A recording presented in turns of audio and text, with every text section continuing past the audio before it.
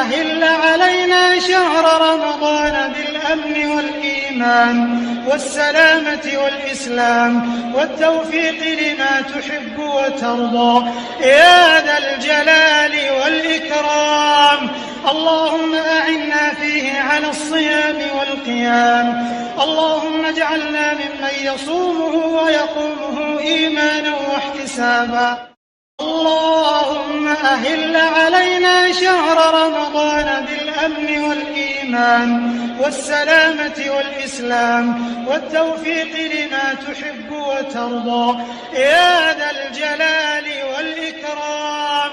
اللهم أعنا فيه على الصيام والقيام. اللهم اجعلنا ممن يصومه بسم الله الرحمن الرحيم. الحمد لله وكفى الصلاة والسلام على رسول الله أما بعد. يم كتاب هند درس چلان بلوغ المرام یتھ ناو چھ حافظ ابن حجر رحمہ اللہ یس لیچمژن چھ اور اتھ مزن چھ اس کتاب الصیام پران یس اس رات نو اخ باب تلیو یت بابس ناو چھ باب الصوم التطوع وما نحی عن صومه یعنی نفل اگر کانٛہہ روزٕ تھایہِ اکھ تتھ متعلق چھُ اسہِ پرُن بیٚیہِ تِم روزٕ یِمن روزن متعلق اسہِ منع چھُ آمُت کرنہٕ زِ یِم روزٕ ہسا چھنہٕ تھاونہِ جٲیز کینٛہہ تہِ تتھ منٛز یُس اسہِ رات حدیث پریو زِ رسول اللہ صلی اللہ علیہ وسلمو فرمو زِ یُس ہسا عرفہٕ دۄہ روزدار روزِ مگر عرفہٕ چھُنہٕ کٔشیٖرِ ہُنٛد کینٛہہ عرفہٕ چھُ سُہ مُراد یُس شریعتن عرفہٕ چھُ ووٚنمُت یعنی یُس بجہِ عیٖدِ ہُنٛد عرفہٕ چھُ آسان لۄکچہِ عیٖدِ چھُنہٕ عرفہٕ آسان کینٛہہ یعنی یُس زن بجہِ عیٖدِ ہِنٛدِس عرفس منٛز روزدار روزِ تٔمِس ہسا گژھن 2 ؤرین ہِنٛدۍ گۄناہ معاف اکھ پٔتمہِ ؤرِیِکۍ بیٚیہِ برونٛہمہِ 1 ؤرِیِکۍ پتہٕ پریو أسۍ یعنی برونٛہہ کُنتھ وٕچھو اسہِ نبی صلی اللہ علیہ وسلم فرمو یُس وۄنۍ عاشوٗرا یعنی 10 محرم دۄہ یُس روزدار روزِ تٔمِس تہِ گژھن پٔتمہِ 1 ؤرِیِکۍ گۄناہ معاف تہِ امہِ پتہٕ پریو اسہِ زِ رسول اللہ صلی اللہ علیہ وسلم آو پرژھنہٕ ژٔنٛدٕروارِ دۄہ کیازِ حظ چھُو تُہۍ روزدار روزان تِمو فرمو بہٕ چھُس زامُت امے دۄہ چھُس بہٕ نبی تہِ آمُت بناونہٕ اور امے دۄہ چھُ مےٚ پٮ۪ٹھ قرآن تہِ گوٚمُت نازِل تہِ پتہٕ کرے اسہِ کینٛہہ امیِکۍ مسائل بیان زِ امہِ تل ہسا چھُ تران فکرِ زِ ژٔنٛدٕروارِ دۄہ روزدار روزنس ہسا چھِ فضیٖلیتن یا بعض یِم زن صوٗفیا یا بدعتی جماعت چھِ تِم چھِ امہِ نِش اکھ غلط اکھ استدلال کران تِم چھِ ونان وٕچھِو سا نبی صلی اللہ علیہ وسلم ہسا منوو پنُن میٖلاد مگر یہِ استدلال چھُ باطل اسہِ دِژیو اتھ راتھٕے جواب اور ساروی کھۄتہٕ بوٚڑ جواب چھُ اتھ زِ اِن العبادات توقیٖفی زِ عبادات چھِ آسان توقیٖفی یعنی پرٛٮ۪تھ کانٛہہ عبادت چھےٚ تیٖتِس کالس کرٕنۍ حرام ییٖتِس کالس نہٕ تتھ کرنس قرآن یا حدیث منٛز دٔلیٖل میلہِ اور ییٚلہِ زن أسۍ وٕچھان چھِ چوٗنٛکہِ برصغیٖرس منٛز یا پننہِ کٔشیٖرِ منٛز ییٚلہِ أسۍ وٕچھان چھِ ییٚتہِ چھُ حنفی مسلک ساروی کھۄتہٕ بوٚڑ مسلک یِوان ماننہٕ یعنی اکثریت چھِ تٔتھۍ سۭتۍ کہِ ابوٗ حنیٖفہ رحمہ اللہ تہِ چھُنہٕ امہِ حدیث تل یہِ استدلال کوٚرمُت بیان کینٛہہ اور نہ چھُ تٔمۍ پتہٕ یعنی یُتھ کانٛہہ ووٚنمُت زِ اتٮ۪ن ہسا درٛاو مُراد زِ نبیَن صلی اللہ علیہ وسلمو مانو میٖلاد بیٛاکھ اکھ یُس زن امہِ منٛز فٲیدٕ چھُ 3 فٲیدٕ کرے اسہِ بیان وۄنۍ کرو ژوٗرِم بیان کران شیخ صالح عثیمین رحمہ اللہ الحدیث دلیٖل علی فضل صیام یوم العرفہ یہِ حدیث ہسا چھُ یتھ کتھِ پٮ۪ٹھ دلیٖل زِ عرفہٕ دۄہ روزدار روزنس ہسا چھِ فضیٖلیت عرفہٕ دۄہ روزدار روزنس چھِ واریاہ زیادٕ فضیٖلت اتھ حدیثس منٛز چھُ اسہِ پوٚرمُت راتھ زِ نبی پاک صلی اللہ علیہ وسلمو فرمو یُس عرفہٕ دۄہ روزدار روزِ تٔمِس ہسا گژھن 2 ؤرین ہِنٛدۍ گۄناہ معاف تٔمِس ہسا یِن 2 ؤرین ہِنٛدۍ گۄناہ مٹاونہٕ وۄنۍ چھُ علماء کرامن اتھ منٛز 2 طبقہٕ گٔمٕتۍ یہِ کیاہ مُراد چھُ زِ تٔمِس ہسا یِن گۄناہ مٹاونہٕ بعض علماء چھِ ونان یعنی یِم الفاظ چھِ حدیثس منٛز تِمے یعنی بالکل أمِس ہسا یِن پٔزۍ پٲٹھۍ گۄناہ مٹاونہٕ بعض علماء چھِ ونان یُس ہسا وۄنۍ یِنہٕ وول ؤری چھُ اتھ منٛز ہسا دی أمِس اللہ تعالیٰ توفیٖق یہِ زِ یہِ بچہِ گۄنہو نِش یہِ چھُ اتھ معنی کوٚرمُت بیان امہِ پتہٕ روٗد بیٛاکھ اکھ یعنی چیٖز یِم زن بیان چھِ کران یُس زن اتٮ۪ن آو نہ زِ اللہ تعالیٰ ہسا چھُ گۄناہ کران معاف 2 ؤرین ہِنٛدۍ یا کُنہِ آو ؤری کٮ۪ن تہِ یہِ کیاہ مسلہٕ چھُ کیاہ یہِ چھا مسلہٕ سٲری گۄناہ چھِ گژھان معاف بٔڑۍ تہِ تہٕ لۄکٕٹۍ تہِ ییٚلہِ زن أسۍ وٕچھان چھِ نہ امہِ سۭتۍ چھِنہٕ بٔڑۍ گۄناہ گژھان معاف کینٛہہ بٔڑۍ گۄناہ چھِ یِمن أسۍ القبائر چھِ ونان ڈاکٹر مُبشر احسن وانی چھُ کِتاب پرناوان آز کِتاب القبائر شیخ الاسلام محمد بن عبدالوہاب سٕنٛز تتھ منٛز چھِ تِمو 7 گۄنہن ہُنٛد ذِکر کوٚرمُت یِم زن بٔڑۍ گۄناہ چھِ تتھ منٛز چھُ گۄڈٕنیُک شرک या इत्थै कन्यथ ब्रोह कुन पत मालिस माजि हंस नाफरमानी करन यह बड़ो गुनाहों मज यानी कह शख्स अरफ दह रोज दह रोजान मगर योर शिरक करान योर मालिस माजि सतावान तमिस गसन यानी तमिस जरूरी यानी तमिस गसन यम गुनाह माफ कह मालिस माजि नाफरमानी कर बड़ो गुनाहों मज या अल्लाह ताला से शिरक कर बड़ो गुनाहों मज यम गसन यमो रोजो सत्य माफ कहें तिकाज अस निश दलील नबी सल्लल्लाहु अलैहि अल्लाह ताला कुरान मजीद मज फरमावान इन तज्तनिबुल कबाइर मा तुनहौना नुकफ्फिरु अन्कुम सय्यआतिकुम जी अगर हसा तुम पथ रोजू अगर हसा तुम इज्तनाब करू बड़ो गुनाहों निश यमो निश अस तुह मना छु कोरमुतन अस हसा करो तुहंद गुनाह माफ या अस हसा मिटावो तुहंद गुनाह मगर अतन अल्लाह ताला वन ये तुम बड़ो गुनाहों निश पथ रोजू गो ये इंसान बड़ो गुनाहों निश पथ आस रोजान तेले गसन हमिस हम लकड़ गुनाह त माफ इथे कन पे ब्याक दलील नबी सल्लल्लाहु अलैहि वसल्लम फरमो अस्सलातुल खम्स वल जुमअतु इलल जुमअति व रमज़ान इला रमज़ानी मुकफ्फिरातुन लिमा बैनहुन्ना इन नज्तनिबल कबाइर जी अख इंसान दोहस 5 वक्त नमाज परान युथी अख इंसान जुहर नमाज परान पत असर नमाज पे जुहर नमाज तम यम अमिस गुनाह गमितन तिम गुनाह अमिस माफ गसान इथे कन अख शख्स जुमुहच नमाज परान जुमुच नमाज युथी यह मकलावान पे बे जुमस तम प्यारान पे बे जुमा बे नमाज परान अत दौरान यम अमिस गुनाह हु जुमा सनान अमिस यम गुनाह मिटायिथ इथे कन फरमो रसूलुल्लाह सल्लल्लाहु अलैहि वसल्लम आख रमजान युथी एक मुसलमानन दौर पत दौरुन ब्याख माह रमजान मज भाग यम ते अमिस गुनाह गमितन तिम हसा गजन हम दम माह रमजान सतन अमिस सारी माफ गो मगर सती थो कत शरत अगर हसा यह बड़ो गुनाहों निश बचान गो बड़ गुनाह यमो रोजो सत गसान माफ कह बड़ो गुनाहों खतर तौबह करन जरूरी अलबत्ता लकट गुनाह तस दोहस करान कम कह मतलब गान वह गसान अमि लकट गुनाह माफ वन कत मे रोज थवनी ना अस वनो यह सन्नत रसूल अकरम सल्लल्लाहु अलैहि वसल्लम हुंद तिम थवान लिहाजा अस त थवो तिकाज अत ज्यादा फजीलियत ब्याख अख मसल युस जन जुड़ित अरफु दह सिर्फ युस यानी हज आस तमिस हजस थवन अम दह रोज कह तिम अरफात किस मैदानस मज आसान और तिहंद खतर सन्नत यी जी तिम फुटरावन तम दह रोज न कि थवन ब्याख अख मसल अरफ दह यानी ब्रोह कुन आयो आशूरा जन 10 मुहर्रम वनान अत मुतलिक फरमो शरहस मज यमो अल हदीसु दलीलुन अला फज़्ल यौमिल आशूरा फज़्ल सियाम यौमिल आशूरा यह हदीस हसा यथ कत पे दलालत करान जी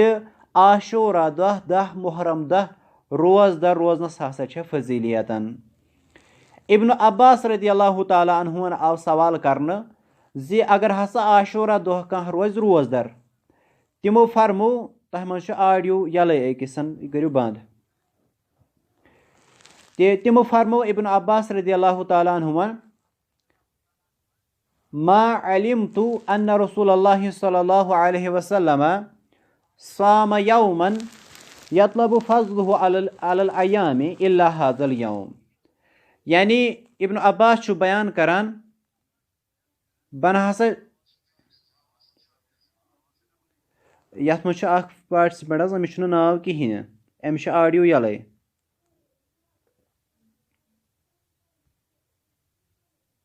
चलो यम गई म्यूट बूझो तुम इब्न अब्बास रदियल्लाहु ताला अन्हु बयान करान बन हसा जानान ज रसूलुल्लाह सल्लल्लाहु अलैहि वसल्लम क्या कुनि दुहुच फजीलियत कुनि दुहच रोजन हिज फजीलियत बयान करान सिवाय यम दुहुच यानी आशूरा दह आशूरच फजीलत कर रसूलुल्लाह सल्लल्लाहु अलैहि वसल्लम बयान बाकी तमाम रोजन पे फरमो कि हसा बाकी तमाम रोजों खुद अफजल तरीन रोज मगर सन्नत रोजों मज फर्जो न कह वला शहरुन इल्ला हाज़ा शहर यानी रमज़ान और बे हासा वुच मे रसूलुल्लाह सल्लल्लाहु अलैहि वसल्लम हासा फजीलत दिवान माह रमज़ान किस रेतस बाकी तमाम रेतन पे यानी माह रमज़ान युस रेत मे वनो तुम पतमिस दरसस मज त वनो जी रसूलुल्लाह सल्लल्लाहु अलैहि वसल्लम दिसमुच माह रमज़ान किस रेतस यानी अम दह कन रोजन दिसमुच बाकी तमाम रेत कन रोजन पे फजीलियत और आशूरा दह रोज थवन 10 मुहर्रम अत दिसमुच बाकिन तमाम दोहन पे फजीलियत यानी मगर तिम नफली रोज इथे कन ब्याख रिवायत जाबिर इब्न सामुराहस निश फरमावान कान रसूलुल्लाह सल्लल्लाहु अलैहि वसल्लम यअमुरु बिस्सियाम यौमुल आशूरा व यहुस्सु अलैहि ज़ि रसूलुल्लाह सल्लल्लाहु अलैहि वसल्लम हसा ٲسۍ हुकुम दिवान आशूरा दۄह रोज़ थावनुकन और बेٚیہِ हसा ٲسۍ अत्ھ पٮ۪ٹھ हٕस दिवान व यतआहदुना अलैहि और बेٚیہِ ٲسۍ أسۍ याद पेनावान या أسۍ ٲسۍ वनान है तुह थٲیوا अमہِ दۄہ रोज़ٕ किनہٕ नہ गो रसूलुल्लाह सल्लल्लाहु अलैहि वसल्लम چھِ أسۍ اَمِکۍ یعنی 10 محرم دۄہ روزنُک بڑٕ تاکیٖدی حُکُم فرماوان تِکیازِ عاشورہ دۄہ 10 محرم دۄہ روزدر روزُن اوس گۄڈٕ فرض لیکن پتہٕ آو اتھ منٛز اختیار دِنہٕ اور پتہٕ آو یہِ سُنت تھاونہٕ بیاکھ اکھ چیٖز یُس زن اتھ سۭتۍ جُڑِتھ چھُ رسول صلی اللہ علیہ وسلم کیازِ ٲسۍ 10 محرم دۄہ روزدر روزان اتھ چھُ وجہ تِکیازِ موسیٰ علیہ الصلاۃ وسلام یِم زن ٲسۍ تِمن چھُ میلیومُت امے دۄہ اور تِہنٛدِس قومس تہِ امے دۄہ میلیومُت نجات فرعونس نِش اور امے دۄہ چھُ فرعون ڈُبیومُت تتھ یعنی دریایہِ نیٖلس انٛدر یہِ چھُ سُہ دۄہ تہٕ تٔتھۍ یعنی بارس منٛز ٲسۍ رسول صلی اللہ علیہ وسلم امہِ دۄہ تِکیازِ تِم ٲسۍ ونان سٲنِس بٲیِس چھُ امہِ دۄہ نجات میلیومُت لہٰذا أسۍ ہسا تھوو امہِ دۄہ روزٕ مگر کانٛہہ وۄنۍ ہے ٹھیٖک چھُ ییٚمہِ دۄہ آدم علیہ الصلاۃ وسلام سُنٛد توبہٕ گوٚو قبوٗل ولہٕ تیٚلہِ تھوو تمہِ دۄہ تہِ روزٕ یا کانٛہہ وۄنۍ ییٚلہِ ابراہیم علیہ الصلاۃ وسلام نارٕ نِش آو بچاونہٕ تیٚلہِ تھوو تمہِ دۄہ تہِ روزٕ یا باقٕے چیٖز مگر أسۍ ونو تِمن اصوٗل الفقس منٛز چھُ اکھ قٲیدٕ العبادتُ لا تُقاس عبادتن چھُنہٕ یِوان پانہٕ ؤنۍ قیاس کرنہٕ کینٛہہ سُہ کیٛاہ مطلبا گوٚو سُہ چھُ یہِ مطلب زِ نبی صلی اللہ علیہ وسلم کوٚر امیُک پانے وجہ بیان زِ امہِ دۄہ چھُ موسیٰ علیہ الصلاۃ وسلام سُنٛد نجات میلیومُت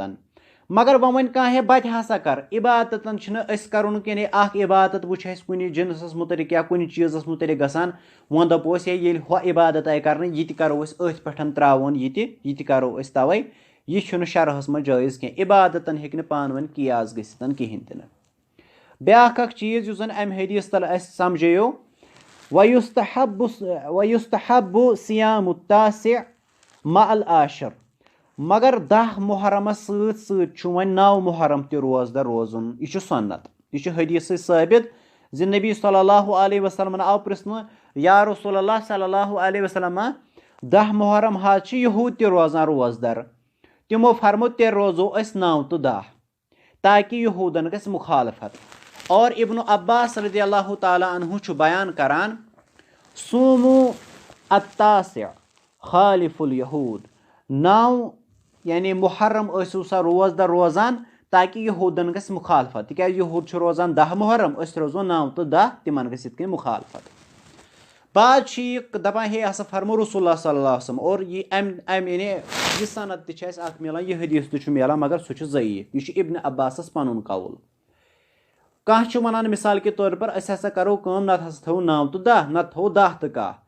یتھ رِوایتہِ منٛز آمُت چھُ سۄ رِوایت چھےٚ صومو قبلہُ یومن یا تہِ تھٲیِو 10 برونٛہہ یعنی نتہٕ تھٲیِو 9 تہٕ 10 روزٕ او بعدہُ یومن نتہٕ تھٲیِو 10 تہٕ 11 مگر یہِ رِوایت چھےٚ ضعیٖف وۄنۍ دپہِ کانٛہہ بہٕ ہسا تھاوٕ صرف تہٕ صرف 10 یوتن مثال کے طور پر کانٛہہ شخص اوس سفرس یہِ اوس کُنہِ جایہِ سفر کرنہِ گوٚمُت یا آو بِچارٕ اورے وۄنۍ 9 محرم أمۍ تھٲے نہٕ وۄنۍ 9 روزٕ کہیٖنۍ نہٕ وۄنۍ کیٛاہ کرِ یہِ ہیٚکہِ 10 یوت تھٲیِتھ أسۍ ونو یہِ چھُ مکروٗہ مگر فضیٖلتن گٔے أمِس حٲصِل یۄس اتھ أمِس فضیٖلت ترِ ہا سۄ فضیٖلتن گٔے أمِس حٲصِل کانٛہہ وۄنۍ ہے یُس زن کاہ چھُ چوٗنٛکہِ کاہ چھُنہٕ ثٲبتٕے نہٕ اسلیے چھِ 9 تہٕ 10 تھاوٕنۍ اور اگر کٲنٛسہِ نٔیمہِ آسہِ پرابلم سُہ ہیٚکہِ 10مہِ یوت تہِ تھٲیِتھ وۄنۍ یُس اسہِ آز اوس حدیث مُبارک پرُن سُہ کھٲلِو تُہۍ سکریٖنس پٮ۪ٹھ یُس وۄنۍ اسہِ آز حدیث مُبارک چھُ پرُن حافظ ابن حجر رحمہ اللہ چھِ حدیث مُبارک انان وعن ابی ایوب الانصاری رضی اللہ تعالیٰ عنہ ابو ایوب انصاری رضی اللہ تعالیٰ عنہ چھُ بیان کران ییٚمِس میزبانِ رسوٗل تہِ چھِ ونان یعنی تِکیازِ رسول اللہ صلی اللہ علیہ وسلم یُس ہجرت چھِ کٔرمٕژ مکہِ پٮ۪ٹھ مدیٖنہ تِم چھِ پتہٕ یِہنٛدے گرِ روٗدمٕتۍ بعض رِوایتن منٛز چھُ آمُت 14 رٮ۪تن روٗدۍ تِم یِہنٛدے گرِ ان رسول اللہ صلی اللہ علیہ وسلم قال زِ رسول اکرم صلی اللہ علیہ وسلم فرمو من صام رمضان یُس ہسا ماہِ رمضانس منٛز روزدر روزِ ثم اتبعہ سِتن من شوالin और अम पतन जूड़न अत सतन शवाल कन बे 6 दह यानी अख रूद माह रमजानस मज रोजदार बे रूद पत माह रमजान पत रेत तथ वन शवाल बे थन पे तम मज 6 दह कान कसियाम दहर जन तूद सह वरी किस वरियस रोजदार यानी ये माह रमजान रेत दूर बे दूरन अत सतन शवाल 6 दह जन तोर तम पूर वरी रोज तुम वो शवाल कन 6 दोहन कूचा ज्यादा फजीलतन यह मुस्लिम शरीफ रिवायत इस हदीस अत मज आमुदन अत हदीस मुतलिक फरमान अल हदीस दलील अला फज़्ल सियाम सित्तत मिन शवाल यानी यह हदीस हसा दलालत करान जे शवाल कन 6 दोहन कूचा ज्यादा फजीलत जे अमिस इंसानस अकि वरियुक सवाब लेखन युस कशर पर 36 दोहन रोज थाय युस यह ब्याख हदीस मुबारक रसूलुल्लाह सल्लल्लाहु अलैहि वसल्लम फरमो अमिस कित कन अकि वरियुक सवाब लेखन हदीसस मज आमत अल हसनतु बेअशरि अमसालिहा यानी अकिस नेकी हसा अल्लाह ताला दिवान 10 गुन मजूर 10 गुन सवाब वुचु सा अगर कंस इंसान 3 दोहन माह रमजान रोज थाय यपर आमत हदीसस मज अल्लाह ताला 10 गुन एक्स्ट्रा दिवान गो 30 × 10 सह गो 300 पत फरमो रसूलुल्लाह सल्लल्लाहु अलैहि वसल्लम वन 6 दह दड़ बे गो 6 तो दी अमिस अल्लाह ताला 10 गुन ज्यादा गो 6 × 10 सह गो क्या सह गो 60 गो अख गई हम 300 बे गई 60 गो 360 सह गो ना वरी यिथ कन यह वरी सबान और अमिस अकि वरियुक सवाब मिलान चूँकि गोस बोर्ड आसन बह हेचनो तुम मतलब तमे सतन चूँकि अमिस यह समझ आम सह हेक मे फोन तक कर इंशाल्लाह ब्याख जन फजीलतन या ब्याख मसला अत बारस मजन क्या यम पत यम दह शवालस मज कंटिन्यू शनवे दारन किन अख दौर पत फुटराव 2-3 पत दरो ब्याख पत फुटराव 2-3 दह पत दरो ब्याख अगर वुचो तेल बेहतर यम शनवे दह कंटिन्यू दारन मगर यम फरमावान व यजूज़ु तफरीक़ुहा असना शहर मगर यह हसा जायज़ अगर मज फुटराव दह मगर 6 दह दह गस कुन पे शवालस मज यीन तो अफजल मगर 6 दह दारन कंटिन्यू ब्याख मसल अत सतन माह रमजान युथी मकलो पे ईद ईद दह रोजदार रोजन हराम दम ईद पे हे रोजदार रोजित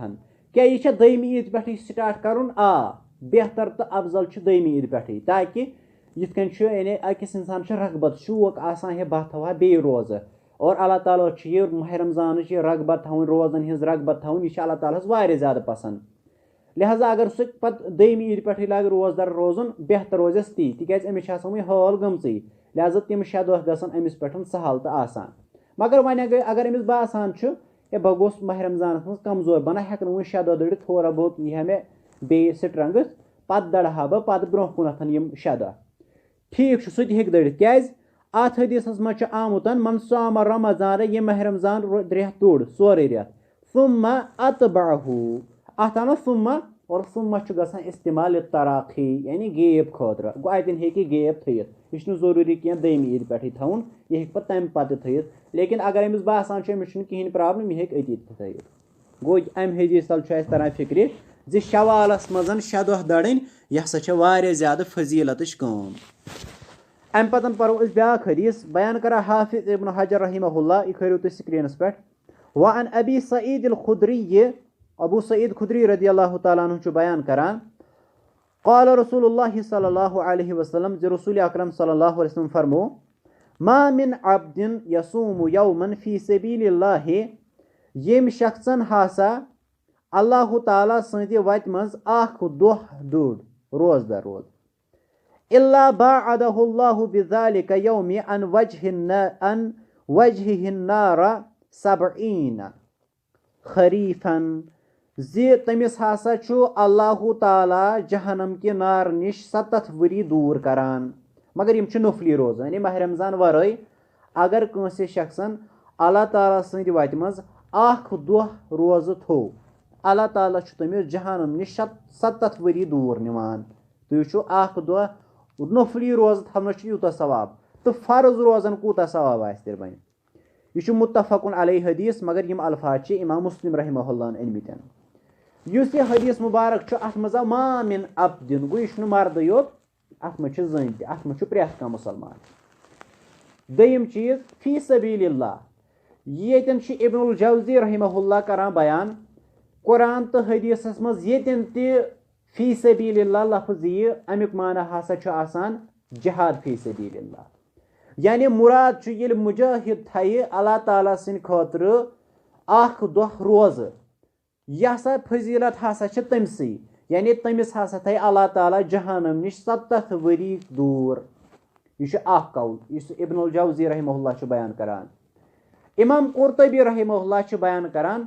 फी सबीलिल्लाह मुराद हसा छु अतन मुराद यह युस सिर्फ तो सिर्फ अल्लाह ताला सिंद रजामंदी खतर रोज थये, और यम छु दोनवे सही। अस वनो मुजाहिद सिंद खतर ति छ यह फजीलत, तो युस अल्लाह ताला सिंद खतर योत का नफली अख दो रोज दारि तम सिंद खतर ति हसा छ यह फजीलियत। तो इब्न बाज रहमहुल्लाह छु बयान करान,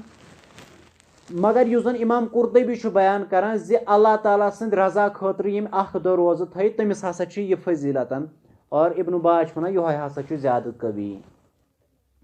अत हदीसस मज वुचो तुम अंडुक लफ्ज छु खरीफ। खरीफ छु अख मौसम, अस ना 4 मौसम आसान वरियस मज, अक गो रबी, रबी यथ अस वनान छु बहार, या ब्याख मौसम गो सैफ, सैफ माने गो कश रेत गोल, यानी युस वन यिन वोल छु। ब्या गो खरीफ युस अथ मजन छु आमतन, कशिर पट छु तथ वनान शायद हरुद, हरुद माने गो यम यह दान लोनन वगैरह सुई मौसम। पत गो शिता, शिता माने गो वंद, अत मजन छु आमुतन खरीफ, यानी सु मौसम यथ मज दान वगैरह लोनन। क्याज अमि दो छु माल यवान अकिस जमींदारस निश या बाग वाल निश वारिया ज्यादा, और अमिस छु यह मौसम रोजान वारिया असल पट याद, लिहाजा कोर नबी अकरम सल्लल्लाहु अलैहि वसल्लम यह इस्तेमाल यह लफ्ज, ताकि अमिस रोज याद जि खरीफ कर छु यवान। और मान तो 7 लट ये खरीफ यी, खरीफ मौसम गो 7 वरी गई तम यूत दूर थे अल्लाह ताला अमिस जहानमस निश, अमिस इन अख दो रोज दूर। और यथे कन यानी वंद कह 7 वरिया ना, अकिस हदीसस मज आमतन 7 वरी थे अल्लाह ताला अमिस दूर जहानम के नार निशन। कह वन 7 वरिया ना, बल्कि अरब छमित 7 करान मुबालग खतर इस्तेमाल, यानी वारिया ज्यादा दूर थे अल्लाह ताला अमिस शख्स युस अख दो रोज थे अल्लाह ताला सिंद खतर वारिया ज्यादा दूर थे अमिस जहानम के नार निशन। चूरम मसल छु अथ मजन अल हदीस दलील अला फज़्ल सियाम फी सबीलिल्लाह तआला। अथ हदीसस मज छु आमतन जि मुजाहिद अगर अख दो रोज थये तमिस कूचा ज्यादा फजीलियतन छ। मगर अगर वो यानी दुश्मन सत लड़ान, चाहे तलवार सत या गन सत या कुन ते सत, अगर अमिस बासे है मे गस प्रॉब्लम बह गोस कमजोर बाकी यह हेक रोज फुटरत, अत छु परवाह कह। तिकाज नबी सल्लल्लाहु अलैहि वसल्लम मुतलिकन छु आमतन तिम द्राय एक दो जंगस, वन युथु तिम दुश्मनस करीब वत ना, बल्कि वन उस वार करुन, नबी सल्लल्लाहु अलैहि वसल्लम फरमो अस हसा फुटराव गो रोज, बल्कि हुकुम दितुक रोज फुटराव सा सारी, गो यह मुजाहिदस यानी खतर यह जायज। इब्न तैमिया रहमहुल्लाह मुतलिक यम जन दिमश्कस मज रोजान, दिमश्कस मज युथु तातर आय ना हमला करने, चूंकि इब्न तैमिया रहमहुल्लाह पान जिहाद कोरमुतन। इब्न तैमिया रहमहुल्लाह मुतलिकन छु आमुत यमिस तातारन सत जंग गो माह रमजान ओस चलान, अम दित तम सात हुकुम दोपुक हे फुर्रयु सा रोज, हालांकि तम फर्ज रोज। अमिस वोन बाकी उलमाओ न किथ कन हेको फर्ज रोज फुर्रयित, मगर तम दिस बड़ जबरदस्त ना यह मतलब दलाइल, दोनक हे नबी सल्लल्लाहु अलैहि वसल्लम फरमूत अगर हसा मशक्कत गस रोजो सतन तेल फुर्रयु सा रोज, लिहाजा अस वनकस मशक्कत अस हेकान वनकस लड़ित असल पट कह, लिहाजा फुर्रयु रोज और पत फुर्राय तमो रोज। तो इब्नुल कायिम रहमहुल्लाह ते इब्न तैमिया सपोर्ट करान यमि कौल से, तिम वनान अगर अस प्रेग्नेंट लेडी है, प्रेग्नेंट लेडी अगर अजाब गसि मिसाल अमि सतन प्रेगनेंसी सतन अमिस वनान हे कर सा कौन फुर्रा सा रोज, तिकाज अमि सत वाति ऐ नुकसान बे वात बच्चस ते नुकसान। तमिस बचावन पनुन पान, बेस बचावन कुस पनुन बच्चे गई जई। मगर इब्नुल कायिम रहमहुल्लाह छु बयान करान मुजाहिद छु आसान बिचारस अख मुल्क बचावन, तिकाज पन्ने मुल्क खतर, चूंकि अगर इस्लाम खतर छु लड़ान, चूंकि गोडनेथ इस्लाम खतर लड़ान, और इस्लामुक युस जन यानी वनान 5 चीज हसा यानी बुनियादी सन, तथ मज गोडनेथ हिफ्जुद्दीन, यह दीन ची हिफाजत खतर करना आसान द्रामुतन, लिहाजा तम मूजूबन हसा हे मुजाहिद ते रोज फुटरत तम सातन। और तम पतन अमिस पत यानी वारिया यानी लूक यमन हुंद जू अमिस बचावन, तमे मूजूब यह द्रामुतन मुसलमान यानी मजलूमन हिंद मदद खतर, लिहाजा अमिस खतर तह जायज। ब्याख कत यानी यमो बयान कर्मज शरहस मज फिल हदीस दलील अला फज़्ल सियाम ततव्वु यानी नफल रोज़न कूता ज़्यादा सवाब नफल रोज़ सह अल्लाह ताला 7 गुना दूर करान अकिस मुसलमानस नारि जहन्नम के नार निशन क्या और बे लगन यम नफल रोज़ या नफल नमाज लग पगह तत बकार त क़यामत दह कित कन नबी सल्लल्लाहु अलैहि वसल्लम फरमो अल्लाह ताला हसा यानी युथु बंद गस अल्लाह ताला नश खड़ा अमिस पेन फर्ज नमाज फर्ज नमाज अमिस पर्ने अमिस गई तम कम अल्लाह ताला वन सो यानी यमन पन्न मलाइकन दपक उन्जुरु हल्ली अब्दी मिन ततव्वुइन तल से मेनिस बंदस वुचु अम कह सुन्नत नमाजा पर्मचन पत युथु सुन्नत इन कर फर्जन सत ऐड पत गसन तम बराबर अल्लाह ताला त्रा अमिस यल गो सुन्नतो सत हेको फर्जन पूर करिथन इथे कन अगर अल्लाह ताला बचैन गोडथ सारे अगर कस माह रमजान रोज आसन पेमच मगर होर आसन तम नफर रोज तो थमच गो नफर रोज हेको तमिस अल्लाह ताला ऐड करिथ पगह फर्ज रोजन सत और यह गस पत कामयाब इथे कन अकिस हदीस मज आमत अरबईनस मज आसो पोर्मुतन जि नबी सल्लल्लाहु अलैहि वसल्लम फरमो यह बल्कि हदीस कुदसी जिमन आदाली वलियन फ़कद आज़नतुहु बिल हर्ब युस मेनिस अकिस वलियस सतन क्या थवान बुगुस थवान हसद थवान बस छुस तमिस सतन करान कमुक जंगुक ऐलान गो मतलब यानी औलियाई किरामन हुंद यानी तिमन सत मोहब्बत करुन यह सानि ईमान जुज तिक तिहंदि सत और बे बासान वन तरह फिक्र वली कमिस वनो अल्लाह ताला पाने वन वली सं डेफिनेशन क्या गई वली कमिस वनो अल्लज़ीना आमनु यम ईमान ओन वकानु यत्तकून और बेम तकवा कोर यानी इख्तियार गो वली बनने खतर अल्लाह ताला वन ज शर्त क्या क्या अख वन ईमानदार गोस आसुन बे वन परहेजगार गोस आसुन मगर कशीर हिंदो दुनिया वलियस सत अटैच करमित पन्नी शर्त गोडनेथै वली बनी न कशीर मज तीतिस कालस कह यीतिस कालन सु मर तुम कह जिंद वुचमुत आज तम वली जहन हेक्यू न वुचित दयम चीज ये हेक् मज तीतिस कालस वली बनथी न कह यीतिस कालन सु 40 वरियन स्नान न कर 40 वरियन स्नान कर कहें सह बोड़ वली त्रेयम चीज यीतिस कालस तमिस चरस दुह मज अल्लाह ताला सुन दीदार यी अथ तीतिस कालस बन ये कह वली न यह ब्या चीज ये पन्नी पन्नी शरत बनमित या इथे कन वन मिसाल यानी तिमन षेनमित पलन स्नान कोर्मुत जन न शर पाए कह न नमाज पर्मच जन वन हे यम फनाफिल यम अल्लाह ताला सत रलित यमन वन कहें या इथे कन बाकी चीज अल्लाह ताला पाने वन और बे ब्या चीज यह जरूरी जे वली आसन खतर करामत जरूरी यानी यीतिस कालस न वली करामत हाय पन यीतिस कालस न वली पन करामत हाय तीतिस कालस बन सो वली कहें ना